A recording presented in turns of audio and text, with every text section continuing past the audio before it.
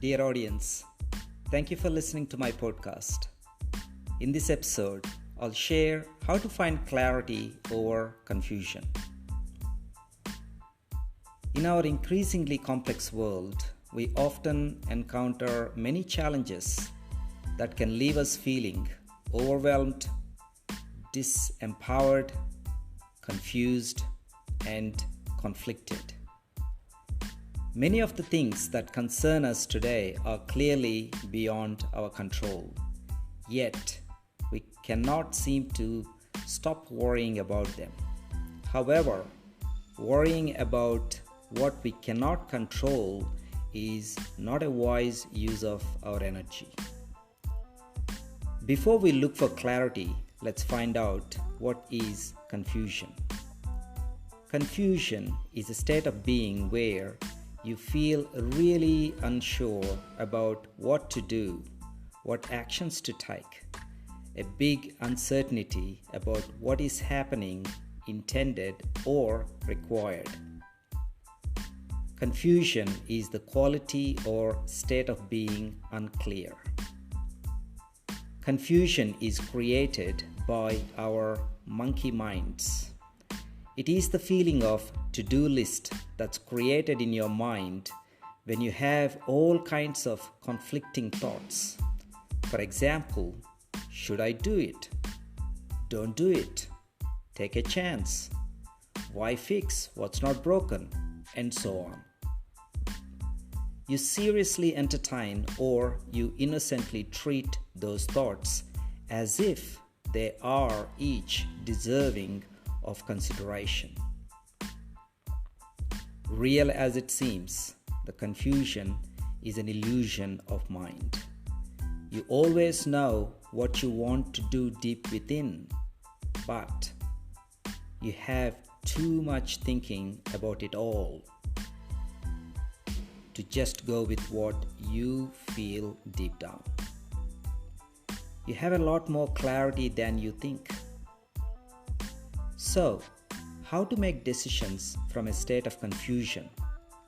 It can be achieved by understanding the circles of influence, concern, and control.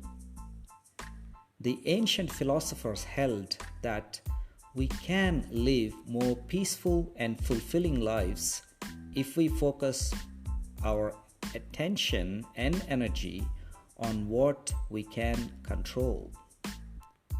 Spending our mental energy wisely is of great importance, especially for those of us who are prone to anxiety, worrying, overthinking, and exhausted. The ancient philosophers agreed that within our control are our thoughts, emotions, and interpretations, as well as our reactions and actions. These are the things that we should focus on and work to improve. By contrast, they held that there are things that are clearly outside of our control. These include other people's actions, feelings, and opinions of us, the weather, the economy, and random events in life. These are the things that we shouldn't waste our energy worrying about. The circle of control can be a difficult concept to grasp, especially in a world where we often feel like we need to be in control of everything. However, accepting the idea that there are some things that we simply cannot control can be profoundly liberating. It can help us let go of anxiety, stress, and focus on the things that we can actually change. So, let's explore these circles of control, influence, and concern. The first and smallest circle is the circle of control, representing aspects of our life over which we have direct control. The circle of control symbolizes the areas where we can take meaningful action and make a positive difference. This area focuses on our inner lives, our thoughts, beliefs, emotions, interpretations, and judgments of external events. We should try to focus most of our attention, energy, and resources on these areas. The second, slightly larger circle is the circle of influence, representing the intersection of factors within our immediate control and those that fall outside of our control. This is quite literally a gray zone. We may or may not have the power to expand our influence into this region to create change. We can certainly try. It is wise to spend some of our energy in this sphere, bearing in mind that we can control our efforts in this sphere, but not necessarily the outcomes. The third and largest outermost circle represents the circle of concern. This circle focuses on a broader range of external factors, challenges, and circumstances that we may care about but which are clearly beyond our control. This circle includes the economy, climate, and the weather, but also most of the actions, reactions, behaviors, and feelings of other people. We cannot control the world around us, but we can control our reactions to it. By focusing on what we can control, we can develop a sense of inner calm and resilience that helps us to cope with the challenges of life.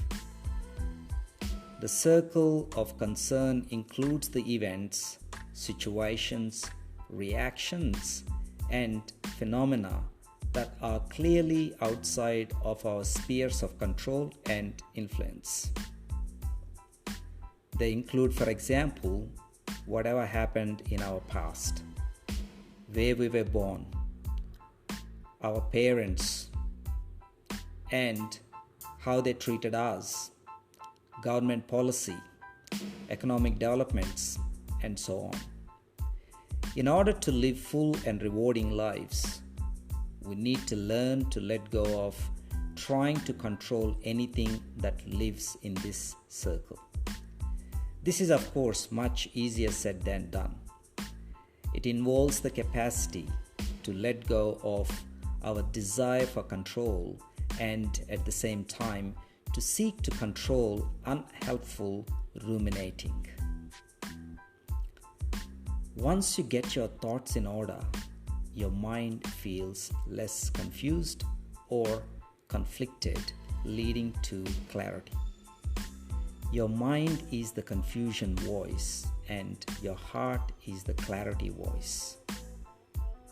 The heart is a little more trustworthy, a little sounder, and a little more grounded. The mind is louder, more repetitive, and maybe even a little more passionate, but it lacks substance. So next time you feel confused, stuck, or lost, think about the circles of control, influence, and concern to reach from your confused mind to your heart, a state of peace and pleasantness. Please share this episode to your friends or family members who is struggling with life. Thank you for listening and take care.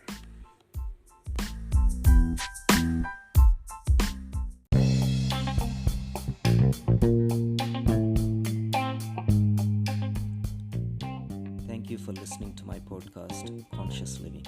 Experience the joy within you. Please check out my book, The True Self. Unlock the chaos in you. It is a timeless journey of teachings from across history and all cultures. A Personal Journey Through Universal Wisdom. The book is available on Amazon in majority of the countries across the globe. Please subscribe to my podcast, Conscious Living, at Spotify for my next episode. Take care of yourself.